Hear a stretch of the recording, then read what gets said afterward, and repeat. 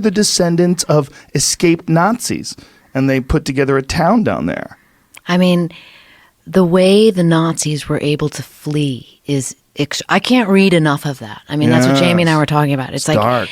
Oh my God. And it's endless. I mean, there's so, the ones that there was a famous guy that we got. He was the Surgeon General of the Third Reich. I mean, think about that, okay? Dr. Walter Schreiber. I mean, he was such a bad dude. He was in charge of the vaccine program. But we wanted him because he was an expert in vaccines. And we brought him to the United States. He was the only Nazi I found of the ones, the paperclip scientists who came here, that was actually outed, right? He was outed as a Nazi. And that's because one of the investigators at the Nuremberg trials recognized him. Oh, Jesus.